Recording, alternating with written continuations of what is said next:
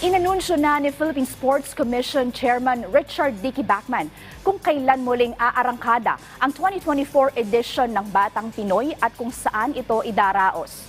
Yan ang ulat ni Rafael Bandairel. Kinumpirma ni Philippine Sports Commission Chairman Richard Dicky Bachman na ngayong taon magsisilbing host ng multisport event na Batang Pinoy, ang Puerto Princesa City sa Palawan. Isa ito sa mga tinalakay ni Bachman sa pinakabagong edisyon ng Philippine Sports Writers Association Forum ngayong Martes ng umaga. Ni Bachman, aarangkada ang PSC flagship program mula ika-15 hanggang ika-21 ng Disyembre. Paliwanag ni Bachman, sinubukan ng kanyang opisina na hanapan ng ibang schedule ang event na ito. Kaya lang, kung pwede to move earlier, kasi Christmas, we all have to understand that I have to follow the 10th edge calendar, and the only window open is after their classes, and I think they end some mid-December. And I also have to give way for the Bimpiaga. Okay, so it's still scheduled December 15 to 21.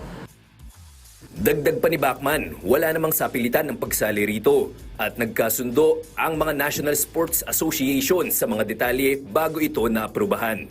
Please bear in mind that this was all approved by the NSA.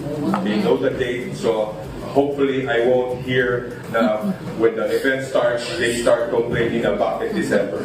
Okay? Beforehand, even last year, beforehand, we actually presented to them and they wanted to join.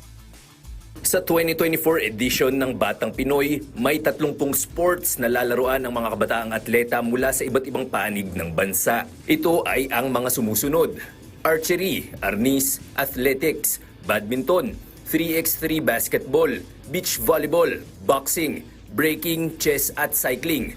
Kasama rin ang dance sport, futsal, gymnastics, jiu-jitsu, judo, karate, kickboxing, kurash, lawn tennis at muay thai. Kabilang din ang mga events na obstacle course, pencak silat, sepak takraw, soft tennis, swimming, table tennis, taekwondo, weightlifting, wrestling at wushu.